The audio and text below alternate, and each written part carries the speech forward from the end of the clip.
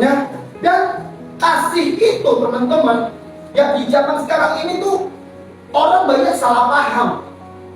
Orang memahami kasih itu kalau aku sayang sama dia, aku mengasihi dia. No, kasih itu mengajarkan lebih dalam.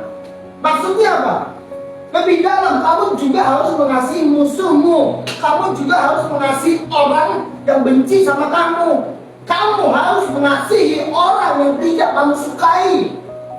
Terus kamu harus mengasihi dia. Bisa nggak? Boro-boro melihat mukanya aja berbau muka, benar nggak? Ya. Kalau bisa ketemu orang. Nah, apakah Yesus seperti itu? Enggak. Nah, sedangkan kita anak Tuhan apa anak hantu?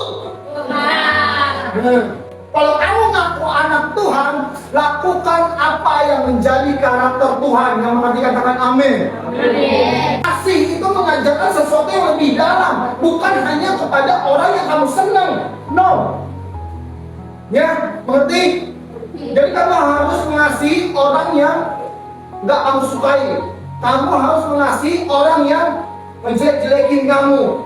Kamu harus mengasihi orang yang memfitnah, membuli kamu.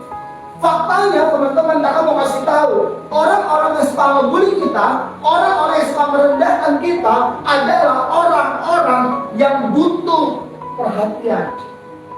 Cara mengatasi bully, pernah nggak? Kakak mau ngajarin cara mengatasi bully supaya kamu tetap hidup di dalam kasih, kamu hidup tetap dalam kehendak Tuhan.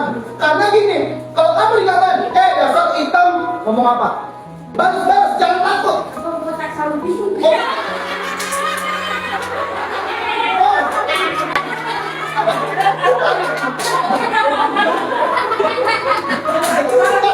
Ya bukan itu. Enak aja, lu pendek. Sama lagi, ayo. Gendut ya? Gendut ya? Oh, jakim lu. Ayo, apa lagi? Jawab. Gigi maju setengah. Oh.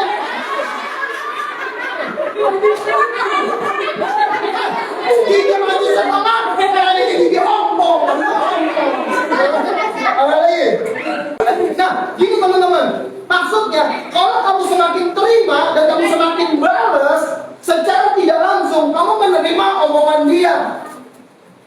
Kakak dulu juga digituin. Dasar hitam lu.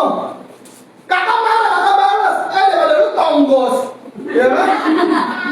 Dasar mata lu sipit. Ya, daripada lu, ya kan tinggi lu. Tinggi tapi kurusnya kayak tiang listrik. Kakak mau bilang nggak ada habisnya. Ya, silakan duduk, kasih tepuk tangan dulu. Ya kan? Nggak ada habisnya. Dan selain itu kamu juga jadi sakit hati, teman-teman. Kamu sakit hati, bagaimana kamu sakit hati? Kamu bisa memancarkan kasih, nggak bisa. Jadi waktu kakak dikatain, waktu kakak udah lulus ya, udah lulus sekolah, dan kakak mendapatkan pengajaran firman Tuhan, ditambah kakak melihat video itu, dan kakak semakin menyadari bahwa orang-orang yang suka ngebully kamu adalah orang yang suka diperhatikan, yang caper cari perhatian. Ya, jadi kalau dikatain gimana? Nih, kakak kasih tahu. Hitam lo, bro, sis, lu nggak salah. Gua memang hitam, bener nggak? Bener nggak? Coba sekarang lu tengok kanan kiri, tengok. Ada nggak yang semanis gua? Ada nggak yang semanis kakak? Ada. Nggak ada, ya kan? Nggak ada. Nah itu. Terus gini, ya kan? Sipit lo, bro, lu nggak salah. Gua memang sipit, tapi puji Tuhan, gua nggak minus. Gua masih bisa melihat sesuatu hal dengan jelas. Itu dia. Nah, oleh sebab itu, untuk kita dapat melakukan kasih, kita harus bisa menerima keadaan kita, teman-teman. Selama kamu belum bisa menerima keadaanmu, yang ada adalah sakit hati. Sedih terus hidupnya. Belajar menerima keadaan kita. Yang mengerti katakan amin. Ya, kakak juga mau bilang, keadaan kita saat ini bukan alasan buat setiap kita tidak untuk melakukan kasih. Amin. Kenapa? Karena Allah itu kasih, teman-teman.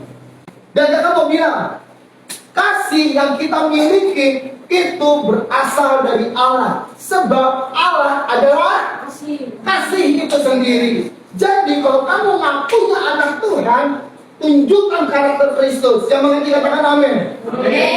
Ya, teman-teman, dunia ini itu mengasihi orang-orang yang baik doang. Keberadaan kita anak Tuhan mengasihi bukan hanya orang baik, tetapi orang yang tidak baik juga kita harus kasihi. Betul? Itu karakter Tuhan. Kalau Tuhan kayak dunia, orang kayak kita gak masuk hitungan. Suka ngeberontak, suka marah-marah, suka cari gara-gara. Ya, tapi Tuhan tetap sayang sama kita, teman-teman. Itulah Tuhan kita. Ya, oleh sebab itu di dalam Roma 5 ayat 8 berkata, akan tetapi Allah menunjukkan kasih-Nya kepada kita semua di tempat ini. Oleh karena Kristus telah mati ketika kita masih berdosa. Ya, Tuhan mati buat kita yang berdosa supaya kita yang berdosa menjadi tidak berdosa. Oleh sebab itu Tuhan rela mati buat kita, teman-teman, yang masih berdosa ini. Tuhan aja bisa mengasihi kita yang seringkali kita nakal, seringkali kita ngeberontak, suka marah-marah pengurus, suka ngomongin orang yang jelek-jelek. Tuhan masih sayang sama kita. Bagaimana dengan kita sekarang? Ketika ada orang yang gak suka sama kita, tetap mau mengasihi nggak? Tutup pintumu. Ya, datang sama Tuhan. Setelah berdoa, percayalah, ini yang kakak pernah rasain. Kamu akan menerima rasanya damai sejahtera Tuhan turun. Sukacita Tuhan turun. Jadi ketika kamu mengingat orang itu, kamu udah gak marah lagi. Itu dia. Kalau kamu benar-benar sungguh-sungguh datang sama Tuhan, Tuhan akan gantikan kemarahanmu dengan damai sejahtera, kesedihanmu dengan sukacita. Kalau kamu sungguh-sungguh datang sama Tuhan, lakukan kalau kamu mau tahu itu benar atau enggak. Ya, sebab kakak mau kasih tahu sama kita semua, Alkitab, firman Tuhan itu dikatakan hidup ketika kamu lakukan. Kalau kamu cuma baca, nggak ada bedanya kamu baca buku sama baca Alkitab, nggak ada. Karena Alkitab ya buku, Alkitab ya benda mati. Tapi kenapa dikatakan firman Tuhan adalah hidup? Ya karena kamu baca, kamu renungkan dan kamu lakukan. Itu baru hidup. Amin. Itu dia. Teman-teman jangan takut. Ya, kasih Tuhan itu tuh nggak menuntut kita harus sempurna dulu, enggak. Kalian pernah dengar lagu ini nggak? Kasih Tuhan sungguh mulia, terus tulus dan sempurna mengasihiku. Iya, kasih Tuhan sungguh mulia, tulus. Tetapi kasih Tuhan benar-benar tulus dan sempurna. Buktinya tadi sudah dijelaskan, Tuhan mati buat kita yang masih berdosa. Tuhan tidak memilih-milih kita. Tuhan tidak memilih pada saat keadaan kita baik-baik aja. No. Justru di keadaan kita tidak baik-baik, Tuhan pilih kita. Tuhan mau mati buat kita. Ya, seperti itu. Lalu pengorbanan di Kalvari. Lalu sungguh berharga kau tebus dosaku. Amin. Itu Tuhan kita, teman-teman. Lalu kasih Tuhan tak bersyarat, lakukan juga. Amin. Jadi kalau kamu mengasihi, jangan cuma karena dia baik, jangan cuma karena dia ada apanya, ya. Ada apanya maksudnya bisa dimanfaatkan. Jangan. Kamu juga harus bisa mengasihi sama seperti Tuhan tanpa syarat. Amin. Itu kasih Tuhan tak bersyarat, tak seperti cinta yang ada di dunia. Artinya apa? Dunia ini mengasihi kamu ada syaratnya. Ada yang pernah digituin? Ada yang pernah digituin? Ada kan? Udahlah, lu gak mungkin bisa. Udahlah, lu nyerah aja. Udahlah, udah. Lu stop aja. Pernah digituin? Pernah di sekolah. Itu dia. cintanya dunia. Tetapi cintanya Yesus sama kita, dia menjanjikan segala sesuatu akan indah pada waktunya. Amin.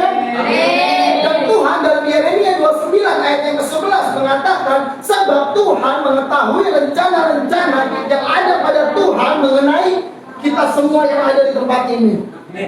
Ya. Dan yaitu demikianlah firman Tuhan, yaitu rancangan damai sejahtera dan bukan. Nah, ini dia, perhatiin. Ini satu pelajaran lagi, ya, bahwa kamu harus tahu segala sesuatu yang jahat bukan berasal daripada Tuhan. Kamu harus tahu itu. Jangan-jangan ada yang pernah berpikir lagi, Tuhan, kenapa Engkau mencobai aku? Ada yang pernah mikir gitu nggak? Pernah? Ada? Pernah ya? Nggak apa-apa ya. Oleh sebab itu, sore hari ini kakak akan kasih tahu bahwa itu salah. Ya, karena Tuhan itu tidak pernah mencobai siapa-siapa dan Tuhan tidak bisa dicobai. Itu kata Alkitab. Jadi, kalau pencobaan itu datang bukan berasal dari Tuhan. Nah, lalu berasal dari siapa? Iblis. Itu yang pertama. Yang kedua, seringkali gini teman-teman. Seringkali yang menjadikan kita sombong, kita selalu menyalahkan iblis. Kakak mau bilang, iblis udah pasti salah. Kamu gak usah salah-salahin dia lagi. Dia udah pasti salah. Lalu yang kedua, yang bisa mendatangkan pencobaan dalam diri kita adalah diri kita sendiri. Dengan cara apa? Dengan cara kamu buka celah buat iblis. Ketika kamu tetap melakukan kasih, jangan pernah takut. Sebab Tuhan akan membela setiap kita yang di tempat ini. Yang nanti katakan amin.